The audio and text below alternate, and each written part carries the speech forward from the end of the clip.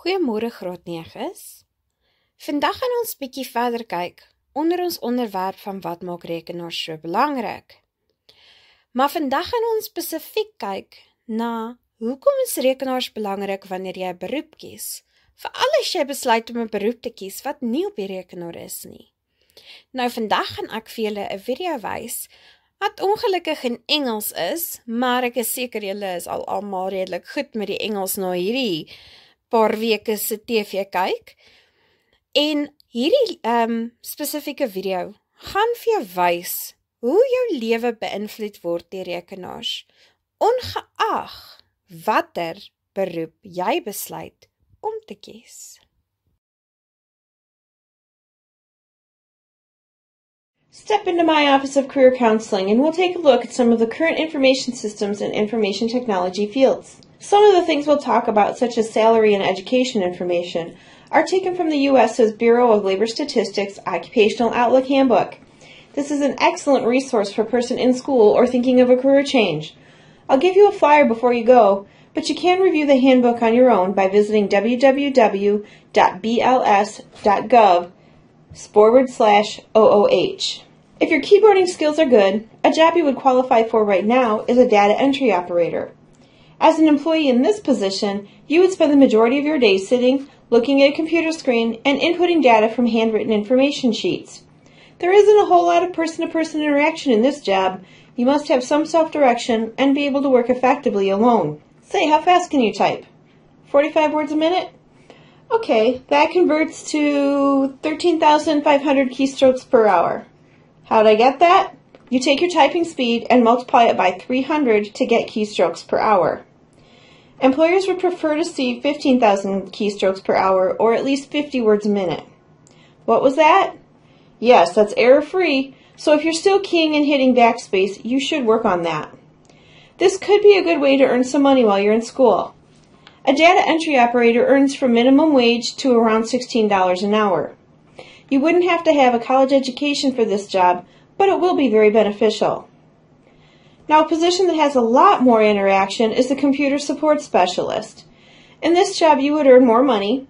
Some college is helpful, but a degree isn't necessarily required. The median salary is just over $46,000 a year.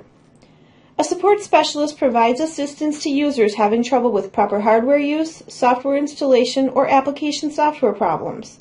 Think of that phone call you've made to get help with fixing a problem on your computer, or to find out how to use a specific function in some software. This means they're on the phone pretty much an entire shift, sit around all day, and look at a computer screen. While much on-the-job training is provided, knowledge of computer processes, application software, and basic hardware components will be key in being hired. Other job titles for this position include Technical Support Specialist, Help Desk Technician, or IT Support Professional. This position may help an organization's internal user or may work for a company who provides this type of service to the general public. The remaining positions we'll talk about typically require a minimum of a bachelor's degree. While this isn't always the case, a degreed individual typically stands a better chance at landing a job. Would you say you are more analytic or idea-driven? If you're more analytic, then computer programmers who use specialized languages to create computer software might be an idea for you. They're typically not the creative force behind a program, but translate a software developer's vision into reality. If you had said you were idea-driven, I would suggest looking into this occupation. There is at least a $20,000 pay gap between the two careers, with the programmer earning around $71,000 a year and the developer $90,000. Both of these individuals will spend time at a computer every day, but the programmer will spend the most.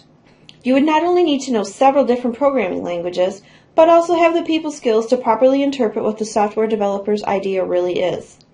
As a software developer, you would spend time at a computer, but you'd also spend time in meetings with other developers, your intended audience, and with programmers.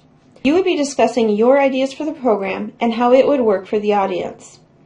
As a developer, you must have some analytic skills, but more importantly, have excellent verbal and written communication. Two important jobs that may work with developers and programmers are the systems analyst and the database administrator.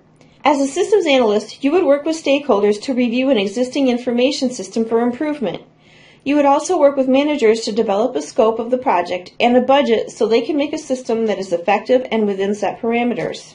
A systems analyst has a median salary of $78,000. You would spend a lot of time in meetings and would have to have excellent communication skills.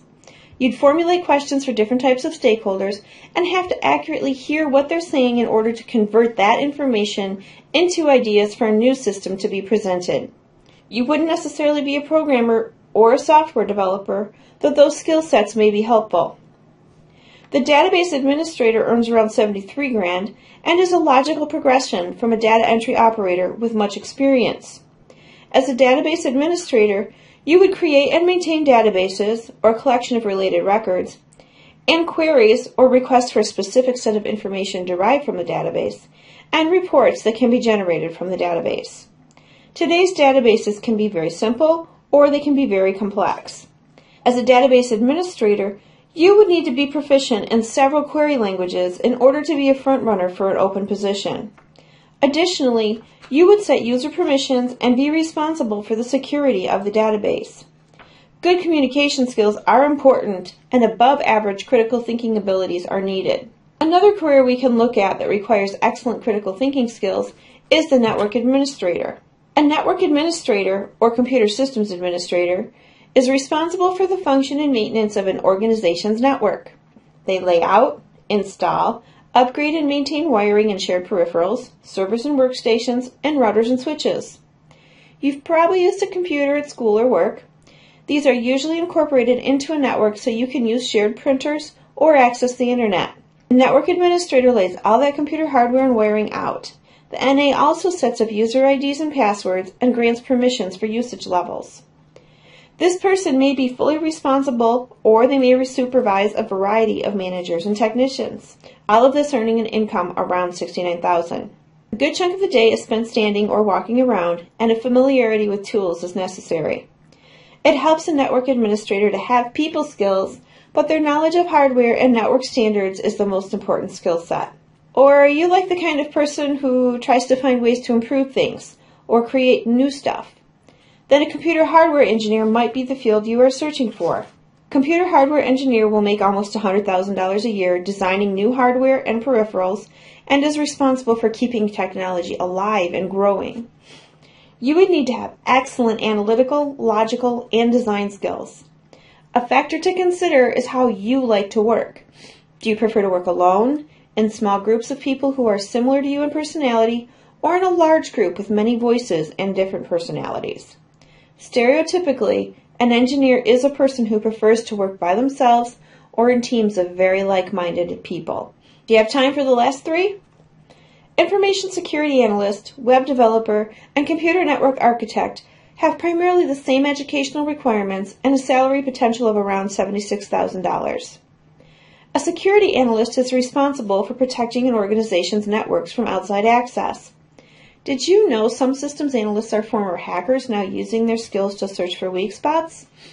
A hacker is an individual who works to break through a computer system's security protocol. Some do it just to see if they can, for fun. More devious hackers do it in order to gain personal information of users, a business's proprietary secret, or for simple theft. As an analyst, you would use skills like these for finding the areas of a system that may have vulnerabilities. You might actually work with a web developer to make sure any access to a company's intranet is secure. A web developer works with an organization to establish the kind of web presence they desire. They would be the ones who create or supervise the creators of a website. Why is this so important?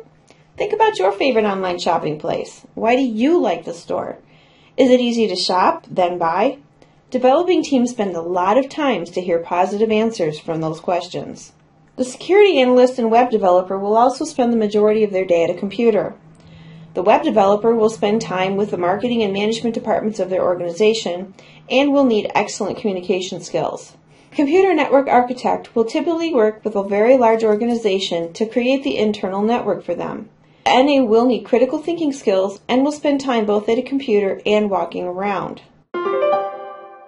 You can expect all those fields to grow over the next decade and beyond. No matter the job, educational requirements, or pay, each of these requires additional skill sets beyond the job description: critical thinking, written and oral communication, time management, and organization. Okay, nou dat jy na die video gekyk het, gaan ek vir jou so klein bietjie huiswerk gee wat jy weer vir my gaan doen op jou exampad of 'n stukkie papier wat jy vir my in jou lertjie gemerk het tot nadat die hele lockdown ding verby is. En dan sal ons weer daarna ook kyk. Goed, so wat wil ek hê moet jy vir my doen? Eerstens wil ek hê jy moet gaan dink en gaan kyk, jy mag dit Google as jy wil. Hoeveel beroepe kan jy aan dink waar rekenaars op een of ander manier gebruik word? Maak nie saak hoe klein nie, maar wat jy wel 'n rekenaar gaan gebruik. En ek wil hê jy moet vir my neerskryf, hoe gebruik jy dan 'n rekenaar in daardie beroep? Tweedens, wil ek hê jy vir my gaan probeer dink aan enige beroepe waar jy nie gebruik maak van 'n rekenaar nie. So kom ons kyk of jy dit vir my kan kry. Kom ons kyk wie kan die meeste beroepe vind wat jy 'n rekenaar voor gaan gebruik. En onthou, jy moet vir my kan sê, hoe gaan jy in daai beroep die rekenaar gebruik? En tweedens, kom ons kyk wie kan die meeste beroepe aandink wat jy glad nie 'n rekenaar voor gaan gebruik nie. En om dit bietjie meer interessant te maak, sal ek uit elke klas uit 'n wenner kies, om wat vir my die meeste kan gee van elkeen van hierdie, en daardie wenner sal dan so ietsie lekkers van my afkry.